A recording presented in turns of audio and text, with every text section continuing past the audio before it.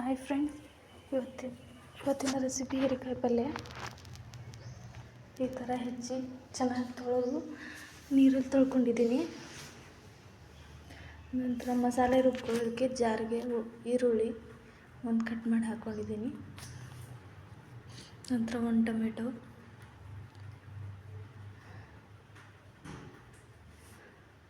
ಒಂದು 5 ರಿಂದ 6 ಬೆಳ್ಳುಳ್ಳಿ, ಸ್ವಲ್ಪ ಕೊತ್ತಂಬರಿ, ಉಪ್ಪು, 2 ಸ್ಪೂನ್ ಶೇಂಗಾ ಪುಡಿ ಹಾಕಿದ್ದೀನಿ,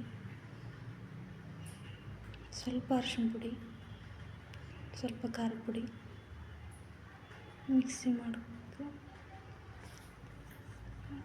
ನಂತರ ಸ್ವಲ್ಪ ಬಾಣಲಿಗೆ ಎಣ್ಣೆ ಹಾಕಿ ಸಾಸಿವೆ, ಜೀರಿಗೆ, ಸ್ವಲ್ಪ ಕೊತ್ತಂಬರಿ, ಕರಿಬೇವು ಹಾಕಿ ಚೆನ್ನಾಗಿ ಕಲಸಿ, ನಂತರ ಸ್ವಲ್ಪ ಈರುಳ್ಳಿ, ಟೊಮೆಟೊ ಹಾಕಿ ಒಂದು ಸಾರಿ ಚೆನ್ನಾಗಿ ಕಲಿಸ್ಕೊಳ್ಳಿ.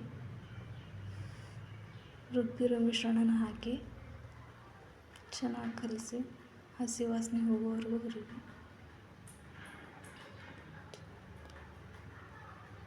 ಇವಾಗ ಕಟ್ ಮಾಡಿರೋ ಹೀರೆಕಾಯಿನ ಹಾಕಿ ಚೆನ್ನಾಗಿ ಕಲಸಿ,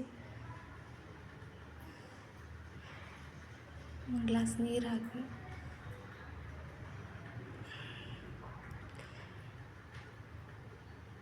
ಚೆನ್ನಾಗಿ ಕಲಸಿ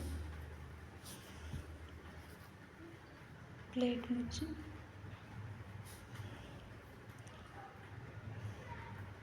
ಒಂದು 10 ನಿಮಿಷ ಕುದ ನಂತರ ಸ್ವಲ್ಪ ಮಸಾಲೆ, ಗರಂ ಮಸಾಲೆ ಹಾಕಿ ಕಲಸಿ